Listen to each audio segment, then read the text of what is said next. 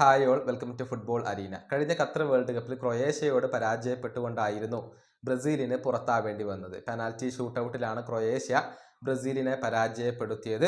നമുക്കറിയാം, ബ്രസീലിന്റെ goal കീപ്പറായ Alison Backer ഒരു മികച്ച ഗോൾ കീപ്പറാണ്. പക്ഷെ അദ്ദേഹം ഒരു പെനാൽറ്റി സ്പെഷ്യലിസ്റ്റ് അല്ല. പെനാൽറ്റികളിൽ പ്രത്യേകിച്ചൊന്നും അസാധാരണമായി കൊണ്ട് ചെയ്യാൻ ആലിസൺ ബക്കർക്ക് സാധിക്കാറില്ല. അത് പലപ്പോഴും ബ്രസീലിന് തിരിച്ചടി ഏൽപ്പിക്കുന്ന ഒരു കാര്യമാണ്. അതിനൊരു മാറ്റം വരുത്തേണ്ടതുണ്ട്. അതായത് ഖത്തർ വേൾഡ് കപ്പിലെ ആ ഒരു മിസ്റ്റേക്ക് ഇനി ആവർത്തിക്കാൻ പാടില്ല. അതുകൊണ്ട് തന്നെ ഒരു പെനാൽറ്റി സ്പെഷ്യലിസ്റ്റിനെ വളർത്തിക്കൊണ്ടുവരാൻ ഇപ്പോൾ ബ്രസീൽ ടീം തീരുമാനിച്ചു കഴിഞ്ഞു എന്ന റിപ്പോർട്ടുകളാണ് പുറത്തേക്ക് വന്നിട്ടുള്ളത്.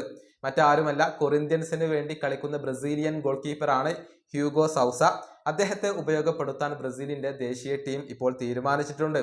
അതായത് വരുന്ന ഇന്റർനാഷണൽ ബ്രേക്കിൽ അദ്ദേഹത്തിന് അവസരം നൽകാൻ ബ്രസീൽ തീരുമാനിച്ചു കഴിഞ്ഞു എന്നാണ് റിപ്പോർട്ടുകൾ.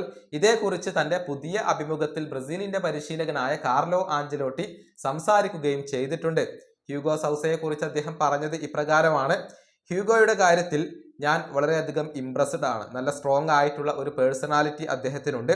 ഒരുപാട് സവിശേഷതകളും അദ്ദേഹത്തിനുണ്ട്. വരുന്ന മത്സരങ്ങളിൽ അദ്ദേഹത്തിന് അവസരങ്ങൾ നൽകുന്ന കാര്യം ഞങ്ങൾ പരിഗണിക്കുന്നുണ്ട്.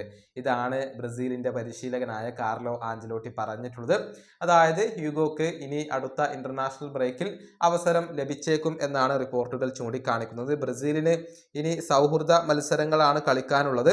അടുത്ത മാസം 2 സൗഹൃദ മത്സരങ്ങൾ ബ്രസീലിനെ കാത്തിരിക്കുന്നുണ്ട്. ഏഷ്യൻ കരുത്തരായ സൗത്ത് കൊറിയ, ജപ്പാൻ എന്നിവരാണ് ബ്രസീലിന്റെ എതിരാളികൾ. ഈ വീഡിയോ അവസാനിപ്പിക്കുന്നു. അടുത്തൊരു വീണ്ടും കാണാം.